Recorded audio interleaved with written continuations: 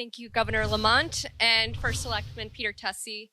It's an honor to serve as your Master of Ceremonies today for the second Greenwich Economic Forum. So thank you, Bruce and Jim, for inviting me to represent Yahoo Finance here. Now, our first panel of the day is a real treat. We have two returning keynote speakers joining one another in a fireside chat. They need no introduction. It is Ray Dalio, the co-CIO of Bridgewater Associates, and Paul Tudor Jones, the CIO of Tudor Investment Corporation, two legends in the industry in conversation.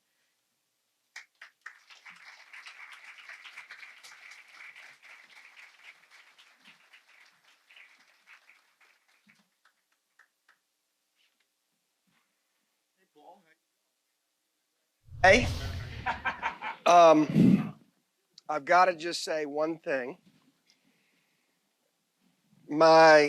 As you know, my third daughter, Dottie, is graduating from getting a master's in data science in December. And so the question is, what is she going to do? Is she going to go? She's probably going to come into our business, the hedge fund world. And so I'm trying to figure out, she's trying to figure out, do I try and teach her myself my craft, which may be outdated because the future might be, some would say might be machines and models, or does she go the quant route as opposed to the macro discretionary route? Either way, she's probably going to be involved in macro. What I've told her, I said, listen, because she had a undergraduate degree in psychology, she got a master's in psychology, so she doesn't have the economics training. I was an economics major, you're an economist. And I said, here's what's going to happen. No matter what you do, when you graduate, you're going to go to the Bridgewater website and you're going to get on economicprinciples.com, where there are over 2,000 pages. And I said, you're going to read every single page, because if you want to truly understand macroeconomics, there literally is no better education than what's available publicly on that website. And just as someone who consumes virtually everything that's written on modern economic theory, macro, etc., I would kind of liken Bridgewater to the charter school movement in education, where you had traditional public education, and then 30 years ago, practitioners, by doing, created a new way of teaching in classrooms that has been extraordinarily successful. And you can see the side-by-side metrics, and there's not even a comparison. So I would say that I'm so thankful to be having this conversation with what I think is certainly the greatest, one of the greatest economists living today, who's made economics understandable and comprehensible and relevant. And it's because you are a practitioner as opposed to a theorist living in academia. And all I've got to say is that you're really good now, but I actually think that when you die, you're going to be really famous. Oh, I can look forward to that. Yeah, there's good news there, right? Paul and I have known each other for about 30 years. You were clerking on the Cotton Exchange, and so it was about 30 years ago. Yeah, and so anyway, you can tell we've fallen in love with each other since. So and you know, well, I won't take the time to give the back at you, because we got a little bit of time, and we can talk about that. We like I just wrote a piece. I'm now at a stage of my life which I'm sharing some thoughts, and so yeah, I put those things on a website, and I also do LinkedIn, and so I just wrote a piece for Bridgewater and also a piece for LinkedIn that'll come out today, which is titled "The World Has Gone Mad and the System is Broken." And so Paul and I talk about that. But can I just say one thing? It was so funny because over the last couple of days, ever since we decided to do this, I kept thinking, okay, you've got to control yourself, because I know this is going to be on Yahoo Finance. You got to be careful what you say, because you don't want to have it come back and be a problem for you down the road. Because when you look, and I can't wait to read your newsletter to see just how actually honest you were. Because when you look at it, you're going, "Oh my Lord, this is not even real." Right. So I think we should talk about why it's not even real. Um, so how about you give it the first go? I'm going to just start with saying Donald Trump is the greatest salesman in the history of this country. He has somehow been able to move the Republican Party into believing that a 5% budget deficit, adjusted for the economic strength that we have right now, is a reasonable proposition and one that is good government policy. And then similarly, he has, through, and I'm being charitable here, great moral suasion, convinced the Federal Reserve Board that running negative real rates with a 50-year low in unemployment is also reasonable monetary policy with no consequences. What I really loved in Chairman Powell's last Fed meeting, when they asked him, "Are there any excesses? Are there any bubbles?" He goes, "No, I really can't see any. I think that we don't have the problems that we had in 2008, et cetera." And it's like asking somebody why they're driving funny and not mentioning the fact they had 10 shots of vodka beforehand, because clearly the low interest rate policy that we're pursuing is creating an excess, and the excess is in our public deficits, which, at the current pace, in less than 10 years, we will have exceeded that threshold where Greece had its issues. So I just look at the fiscal monetary mix. It's the most stimulative that I think I've ever seen, again, economically adjusted. And it is no wonder the stock market's at new highs. It's literally, I think, the most conducive environment, certainly in the short run, for economic growth and strength that I've ever seen. And you add on top of that a consolidated 11% budget deficit in China, the second biggest economy, 3% in Japan. Wow, it's a heady brew. It's a heady economic brew that we're all consuming. Thanks, Paul. I'll give you my thoughts. I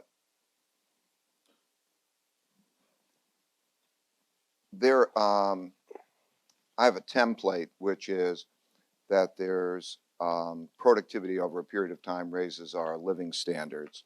And so how you invent and change and improve is one of the things over a long period of time. And then there's a short-term debt cycle, which we call a business cycle, which we're now 10 years into, and it's long. And then most importantly, there's a long-term debt cycle. And the long-term debt cycle means that you can always hit the economy with stimulation. You can always give it a jolt. And so the way that we used to do that was with interest rate cuts. But when you hit zero, like in 2008 and 2009, we hit zero. Just like in 1929 and 32, we hit zero. The same thing happens in terms of the need to print money and buy financial assets. And that printing of money and buying financial assets, about $15 trillion, has created the mechanics of it is, you couldn't not print the money, but the mechanics of it is that there is the purchases of those financial assets by the central bank, who gives money to the central bank, to investors who sell their bonds. And now they have $15 trillion more money. And so we now, that's created the paradigm that we have. And so anybody who's in the investment business right now or an investor knows that the world is awash with money. And the reason that is because investors take that money and they buy other investments. And so there's an abundance of money. For those who have creditworthiness, they can borrow. That produced a mechanical reaction in which the interest rates were low in relationship to the return on equity for companies, so they would buy their equity back, they would merge, and there would be acquisitions.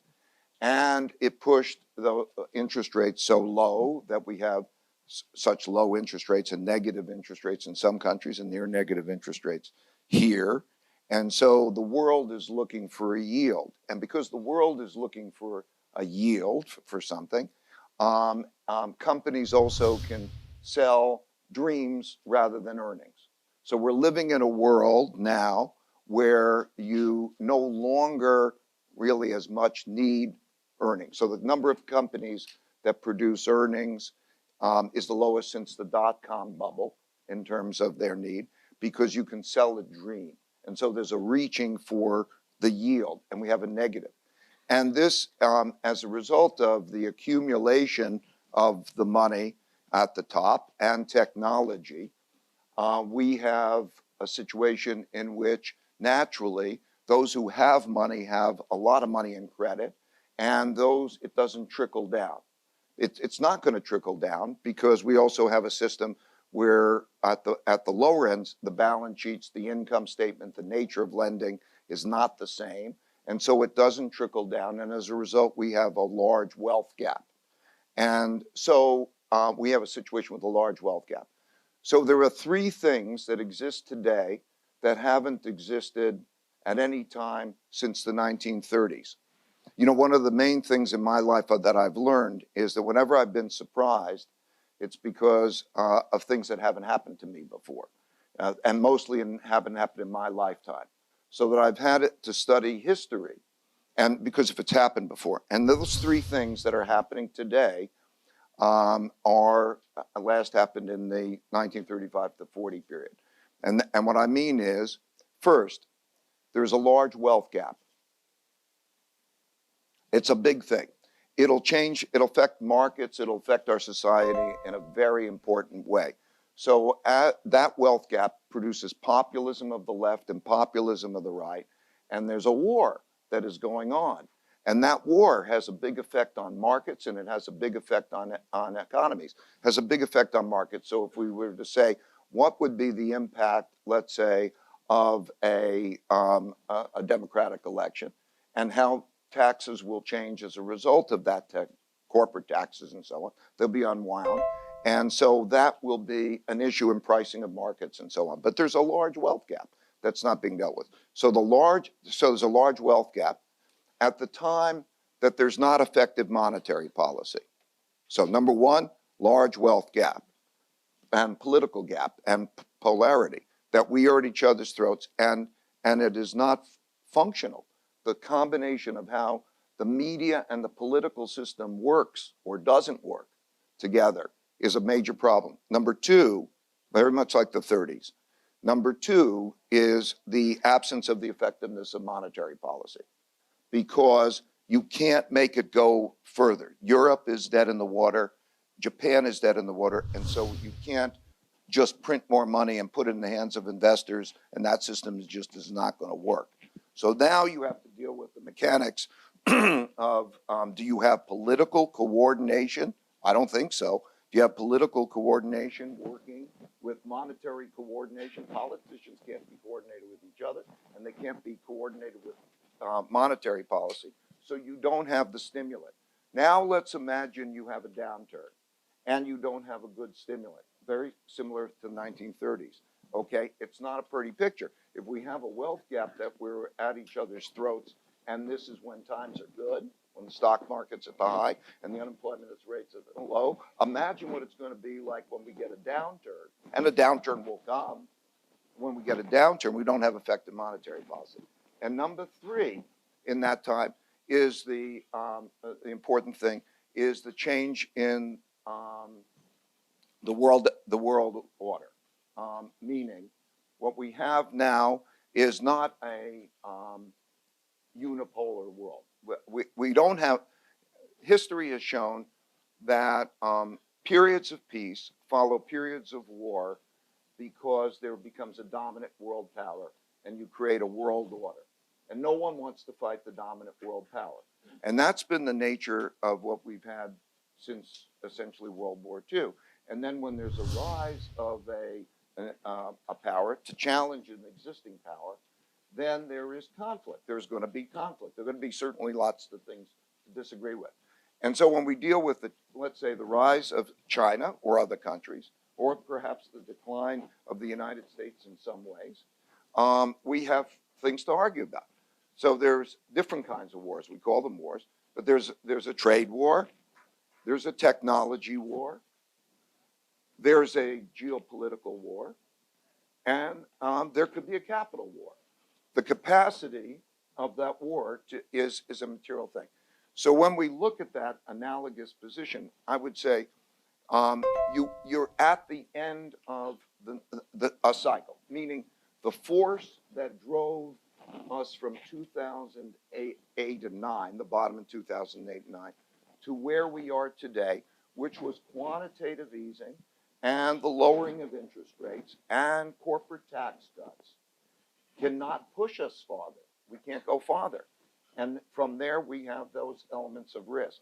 So when I look at it is, yes, it's crazy. It's crazy that we have negative bond yields. In my opinion, we're near the end, in late stages, of a reserve currency system. We have a fiat monetary system.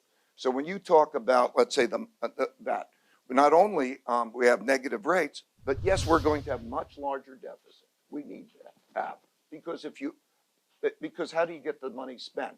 So there's going to be much bigger deficits. You're talking about the next downturn.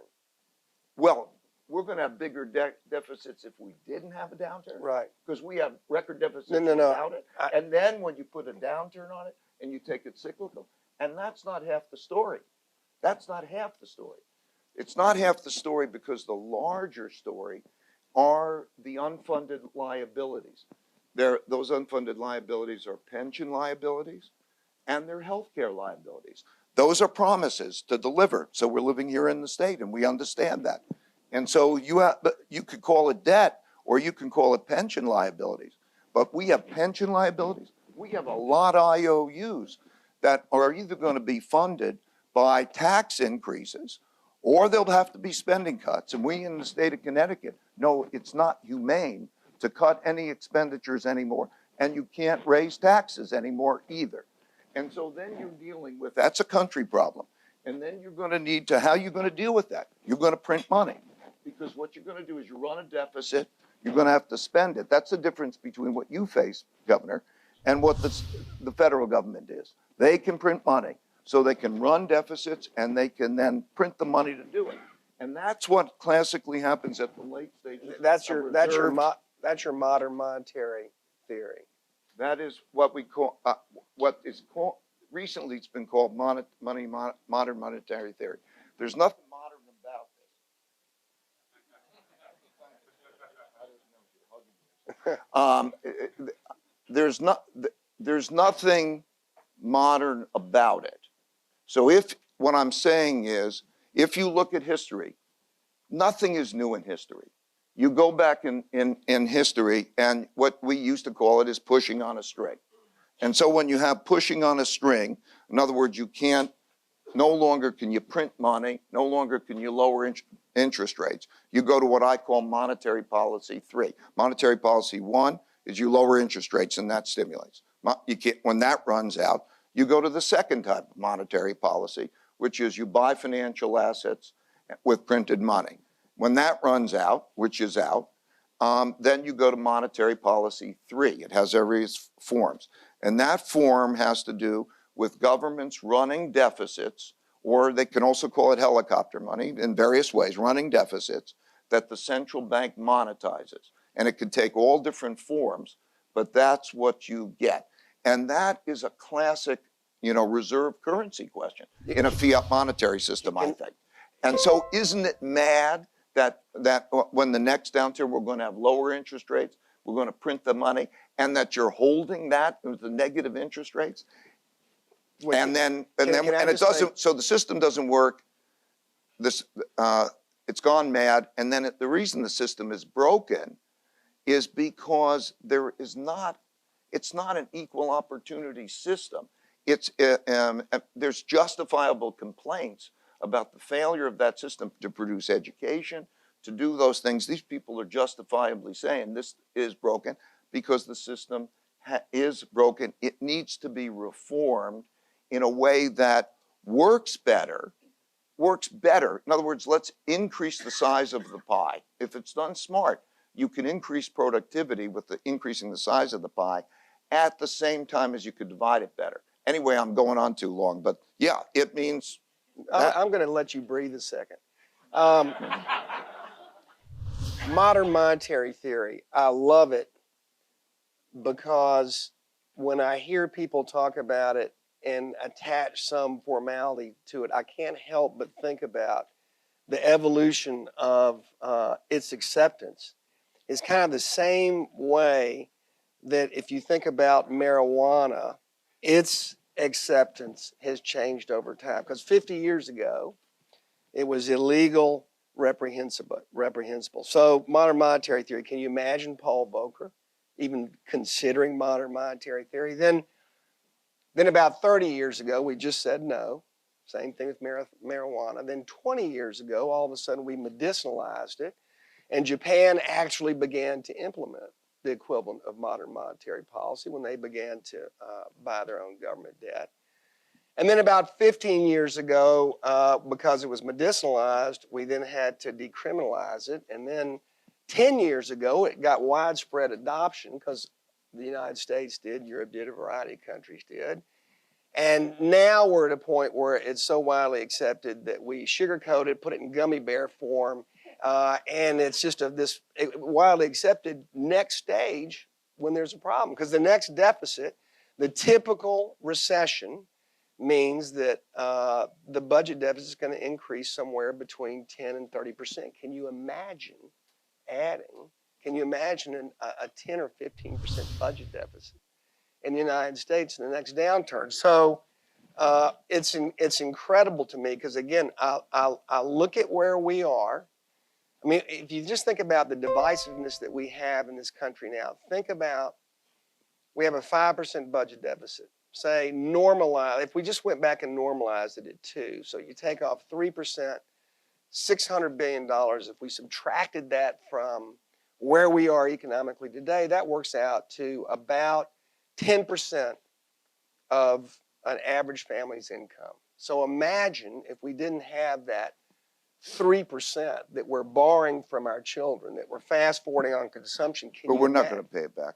Well, I'm just saying, and I hear you, and that's why I look at the world right now, and I look at the asset pricing, and the whole thing's just it's so incredible to me. If I think about just this next election and the difference between Donald Trump and Elizabeth Warren, we did this poll internally about where the S&P would trade if Elizabeth Warren became president. And then we took the bet, and then Biden and Buttigieg and Klobuchar, et cetera. And then we took the election probabilities. And so our poll said if Elizabeth Warren was elected, the S&P would trade around 2250. I think it's at 3050 now. But I'm just saying her policies probably would, assuming that they were implemented, probably would give you something like that.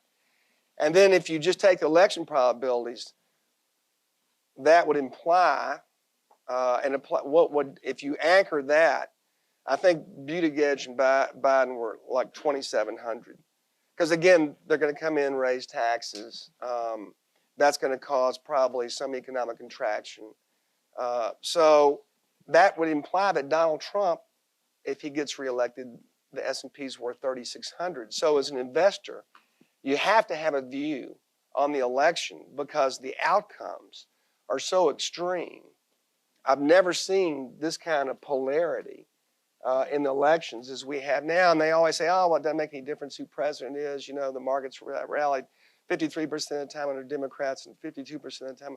It does make a difference. Ronald Reagan, when he became president, was a huge difference to the stock market. And I would say who the next president is also going to have a huge impact on the economy, the stock market, particularly asset pricing, because clearly asset prices today, whether it's U.S. stocks, whether it's interest rates, whether it's the dollar, it's all priced off of, in my opinion, a 5% budget deficit with this incredibly overly stimulative fiscal policy combined with this overly stimulative monetary policy is creating this U.S. exceptionalism that one day, like if we normalized our deficit to where Europe is right now, would have a completely different valuations for the stock market, valuations for the dollar. Dollar would be substantially lower, I believe. So this next presidential election and what policies they pursue afterwards, I think this one is going to be more meaningful than any one, certainly in my lifetime. So it's going to be really interesting. I agree with you. So I'm mechanistic. I'm not ideological. I'm just mechanistic. So I do go through the calculations.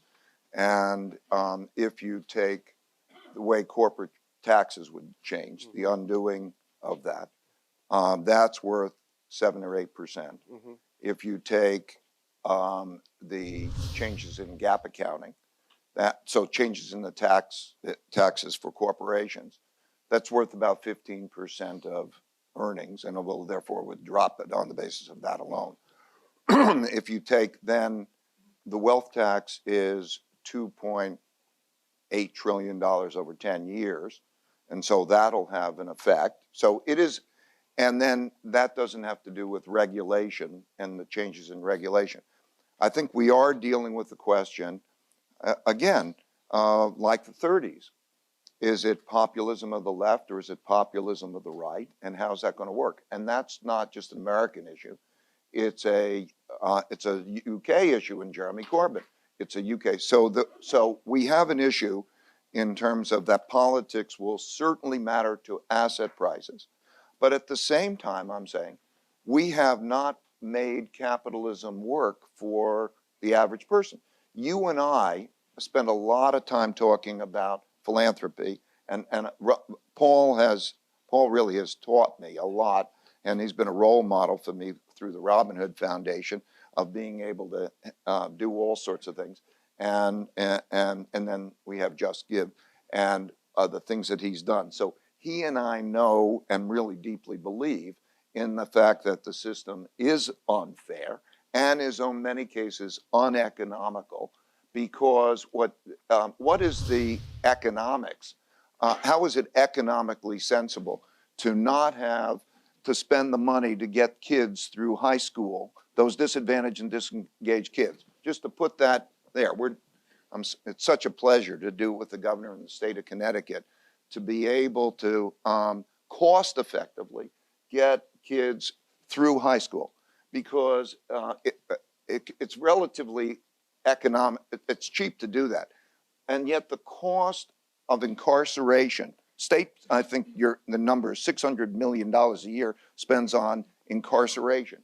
The probability of what that changes in their life, in terms of what their lives are like, what their impact in terms of crime. We talk about crime in Hartford, Connecticut, and those things, and the cost on a society, the cost on the environment, makes that a peanuts type of expenditure, and the government doesn't do those things. So when we look at the well-being of the country, and you look at what are the things that determine a country that goes ahead well, you have to have something that is a fair system. It strikes for something like equal opportunity, and you have to have something that invests in education and infrastructure and those kinds of things in order to make a healthier society. So we have both of those things are existing. I think the key question is whether we're going to be able to come together as not demonize each side. You know, in other words, there's a demonization, and there's a split that's going on, and there's not a thoughtfulness in terms of how to engineer it, because we could make the pie increase. You know, in terms of your programs that I'm looking at my programs, that the economic return on investment of finding those things that could be done that educate people and so on, the all-in return on those investments are excellent. But you have when you have a state that can't have a budget, they can't invest in education. So we need to re-engineer that, but the we is the key question. Will we do it together, or will we do it like we're going to kill each other? And that'll have capital flows implications, because we're going to run large budget deficits. And then if you capitalists, capital stays where they like capitalism, and capitalism needs to be fixed. And if you don't fix it, you're going to have a revolution. And if you and then you're going to also chase the capitalists away. Yeah. So just so we're clear, to me, the fixing capitalism is so easy. You love measurement metrics. 50 years ago, 6.5% of corporate revenues went to shareholders. Today, that number is 13%. Why did it go from 6.5%, where it had been fairly stable for since the war? Why did it go to 13%? Milton Friedman said in 1970, the purpose of a corporation is to maximize profits. Then Gordon Gekko, famously, in 1987 said, greed is good. And all of us here, certainly, I remember that movie. We thought, wow, greed is good. Greed. And he said, greed for knowledge, greed for love, greed is good. Well, greed got us the opioid crisis, which killed nearly 1 million Americans. Greed's got us wealth disparity that's 5 times where it was 50 years ago. And greed has created the greatest divisiveness this country's ever had. And so shareholders, this shareholder primacy, if you just think about it, there's $2 trillion of corporate profits. 50 years ago, $1 trillion of that would have gone to employees, the 90 million American workers. It would have gone to communities. It would have gone to saving the planet. It would have gone to customers. But now it goes to increasingly the 1%. And it wasn't by design. There wasn't a plebiscite. And it wasn't because bad people or because good people did bad things or anything like that. It was unfortunately just a natural, unchecked movement because of the fact that we as a culture thought business is where you make your money and that's all that you do.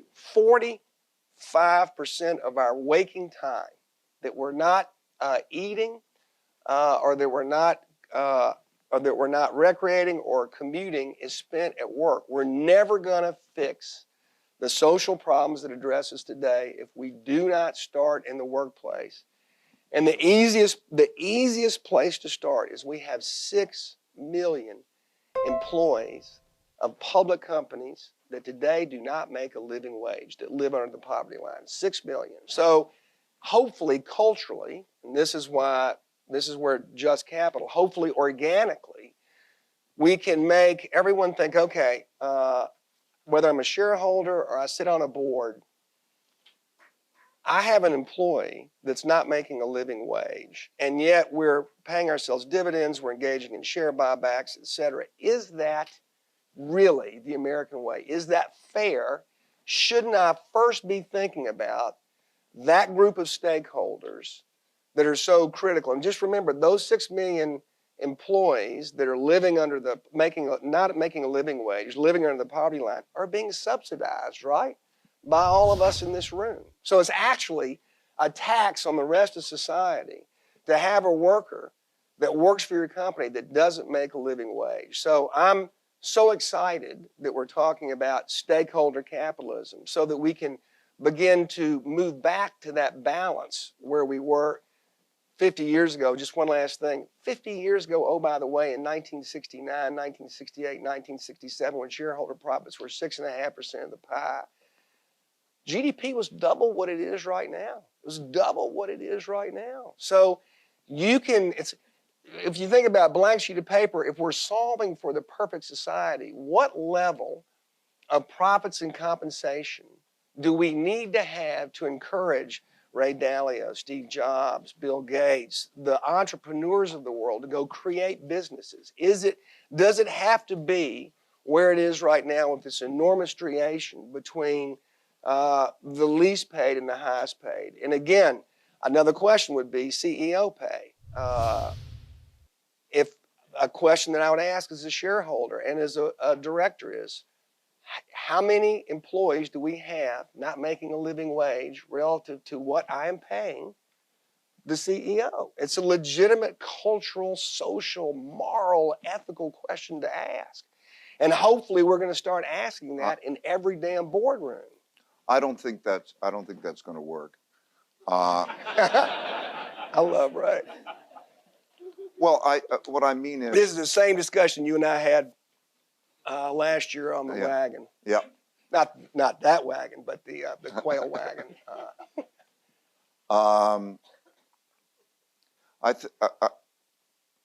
I think everybody has their own particular way of dealing with it, and so everybody sort of says, "Do it this way, do it that way." And you think we need legislation, and let me tell you what I think. Okay. I know what you told me once. Okay, but I can do better than that. Okay, good. I think we need to do it together.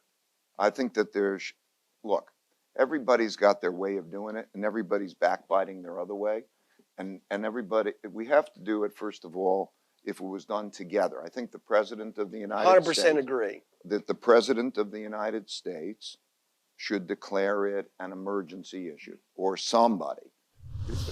The only thing that matters is who has their hands on the levers of power. Nothing's going to happen. We can scream all we want or whatever. We all have our own, but it's chaotic. So it has to be treated as a national emergency, that we have this wealth gap and we're going to kill each other. And so then you have to say that is brought together in a bipartisan or nonpartisan way with knowledgeable people. And that's what Barbara's doing with the state of Connecticut in terms of putting that together. You bring in all the constituents, people who are both knowledgeable economically and also are on the ground. You know, we know Jeff Canada, Harlem Children's Zone. That's a man who knows what it's like to be on the ground, because we people could be just theoretical, thinking we know it better. No, you want to learn from those people on the ground, and then you want to engineer it together. I would lock them up in a place for 6 months and say, you can't come out of that place until you reach an agreement that is both smart, that increases the size of the pie, and also divides the pie well. Because I believe that there are a lot of high return on investment things. Like if you look at the all-in return on education or something, if it's done well. I don't think we're going to do that. I think that's what's required. But I don't think we're going to do that. I think we're going to try to kill each other. That we're going to try to kill each other. We're now in an environment in which, I have a principle, which is when the cause that you are behind is more important to you than the system for resolving your disputes, the system is in jeopardy, right? That's what the situation we are. The causes in the battle is more important to all those people to get their way than the systematic way of working together to try to say, how do we be in this together to resolve that? So I think that's what you need to do. Yeah, needless to say, we wouldn't have spent all our time that we do in the not-for-profit causes if we didn't think that there were a whole variety of bottoms-up ways of attacking this problem with true practitioners on the ground. So that I agree with. And I do think it's going to take a combination of changing what we do in philanthropy and amplifying that. You see, the reason why I get so focused on the private sector side and companies in particular is philanthropy is $400 billion. The federal government's $4 trillion, and Business is 16 trillion. So business is 40 times the size of private philanthropy. So we've got to use all three working together, exactly the way you said, to expand the pie, maximize each of those three different sectors so that we can go back to having a country that is united and happy and tolerant and loving and giving towards each other. We have the greatest country in the whole world. We just need, as you say, to take the time, bring the intellectual capital, and get us back on track. I think it's time for us to go. Yeah. That was a wonderful Thanks, Paul. discussion. It's always fun. Such a treat.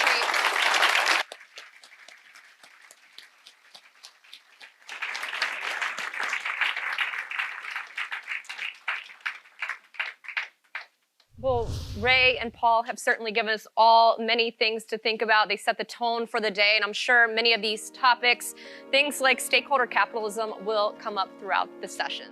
The 2019 Greenwich Economic Forum is brought to you by Bridgewater Associates. Meaningful work, meaningful relationships. Churchill Asset Management, Nuveen, a leading provider of senior and unitranche debt to middle market companies. Ropes and Gray, bright past, brilliant future. Aurora Capital, inspiring partnerships. And Gramercy Funds Management, we are emerging markets. Special considerations to Bank of America, life's better when we're connected. Noah Private Wealth Management, a leading wealth and asset management service provider in China. Guotai Jinan Futures, a leading brokerage firm for commodity futures and financial futures in China. China Industrial Securities, a comprehensive financial group providing full-spectrum financial services in Hong Kong. And Titan Advisors, built like a hedge fund. Special thanks to the Financial Times and Greenwich Business Institute for hosting us. And thank you to all the sponsors who helped make this event possible. We'll be right back after these messages. Don't go away.